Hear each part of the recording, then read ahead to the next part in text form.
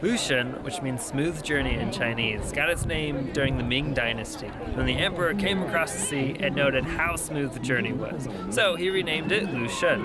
In 1894, the Sino-Japanese War started. And then, in 1895, Russia leased Lvshun from China against their will. Now, Lvshun would not come back under Chinese control until 1955 and would constantly go back between Russian and Japanese control until then.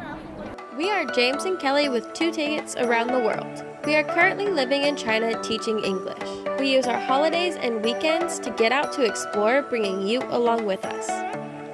We used our holiday to head to the northeast of China to learn more about the history of Lvshun, which is located right outside of Dalian. After several delays, a canceled flight, we finally have made it to Dalian. Dalian is in the north of China, and we're spending 2 nights here before we head to Dandong.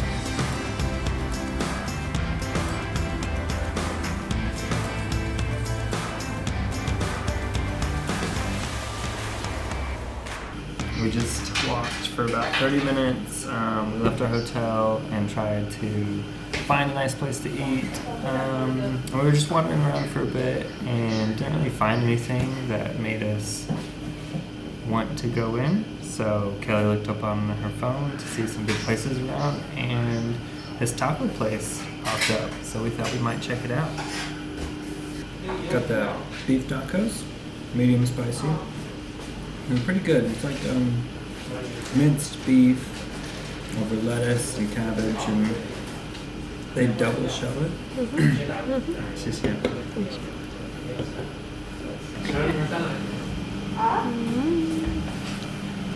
So hungry. We have just finished lunch and we are now going to the Fisherman's Wharf. The Fisherman's Wharf is on the seaside part of Dalian, and it is built to make it look like the American East Coast style in the 20th century.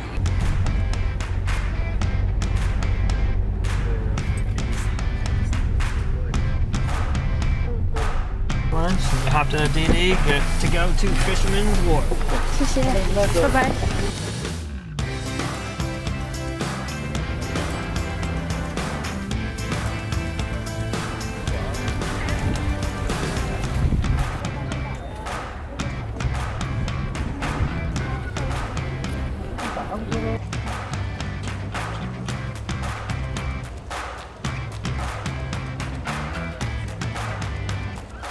Here at the Fisherman's Wharf, they've built an exact replica of an 1853 German lighthouse.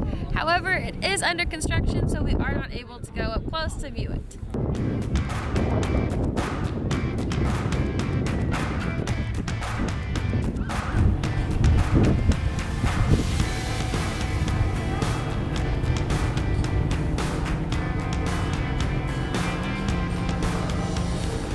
We've been walking around Fisherman's Wharf for about 2 hours now, and we've noticed that almost all of these buildings are completely empty. There's no businesses here.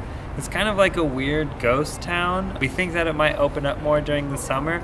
In May, it is almost completely empty besides a couple hotels. They decorated the wall with wanted pictures. It's called Your Land since 2013.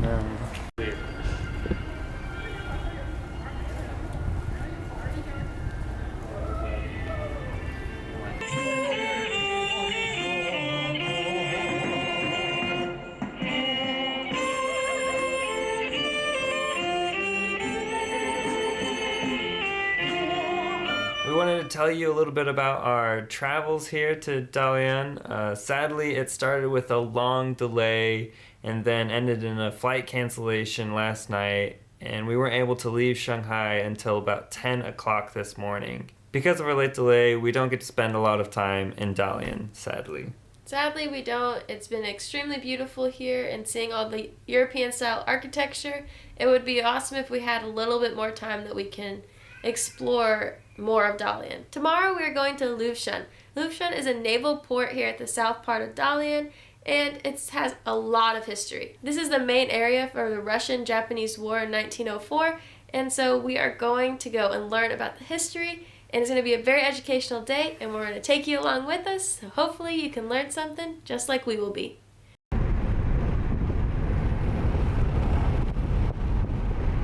We have finally made it to Lvshun.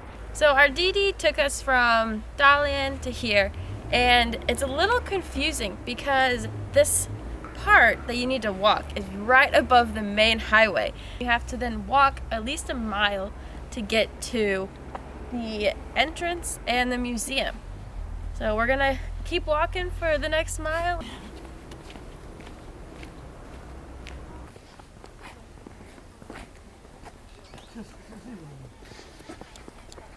The Japanese-Russian War was fought in 1904. We are standing on the main battlefield of this war. In the center of this battlefield is the Russian fortress that Russia tried defending during the war. And surrounding it are trenches that the Russian army dug to defend against the advancing Japanese troops. Japan finally took this fortress, and the war ended in 1905 with Russia conceding defeat.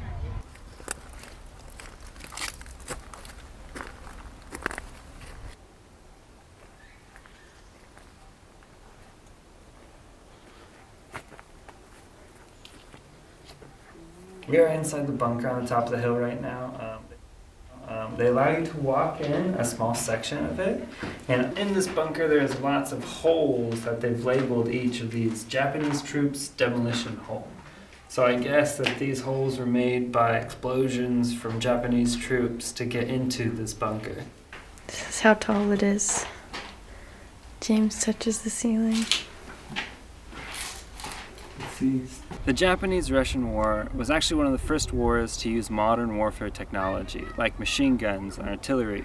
It was also one of the first wars to use chemical warfare, with the Japanese using arsenical rag torches to create choking clouds over the Russian trenches.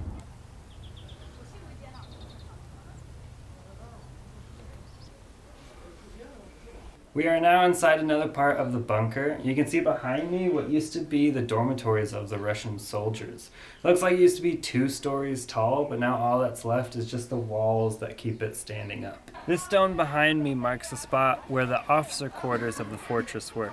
Once the Japanese army learned about this information, they shot 280 artillery shells onto this spot, collapsing the room inside and killing the general and 8 other officers.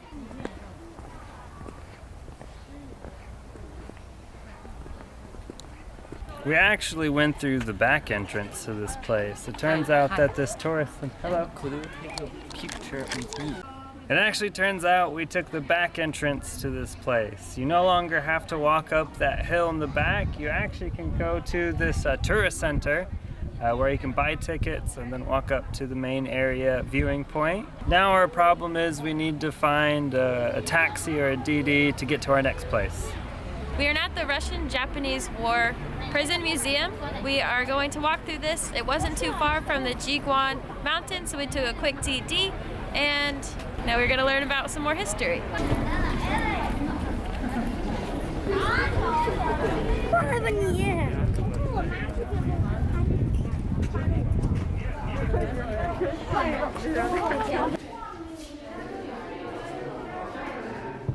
Inside of the prison museum, there was a lot of information regarding the history of why it was used.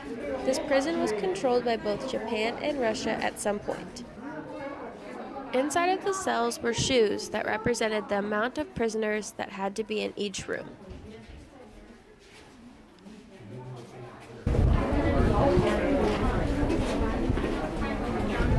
There were different cells that were used as punishment. They would have no windows and only a small hole for the guards to look in. There are many informational signs throughout the prison in both English and Chinese, which illuminates the daily life of the prisoners. The prison museum gives a somber look into one of the largest concentration camps used by the Japanese colonial administration in northeastern China. We just finished the prison museum. We learned a lot, and it's very sad to read everything that happened in the museum. And now we have walked across the street to get some lunch.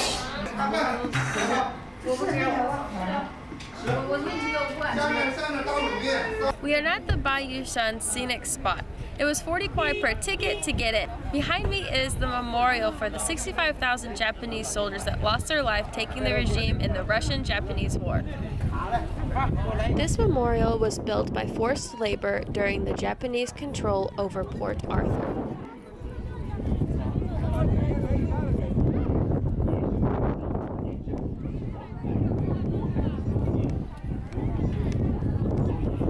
Some Russian ice cream bars. There's a snack.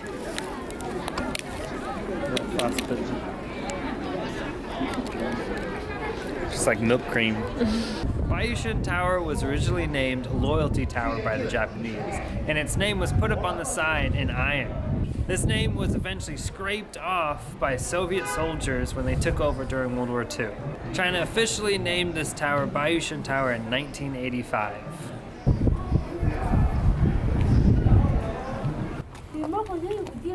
On our walk down, there was a cannon that had many engravings on it. The cannon gives a reality of just how many countries had fought over this port for so many years. 7XI 51. 5X 56. This is 64. Where? There. Where? I don't see the. Oh, I see it. Like a nuclear bomb.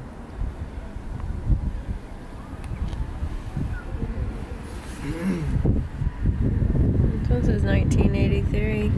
We've just finished the Bayou scenic spot, and we're now waiting for our DD to take us to the subway station here in Lvshun.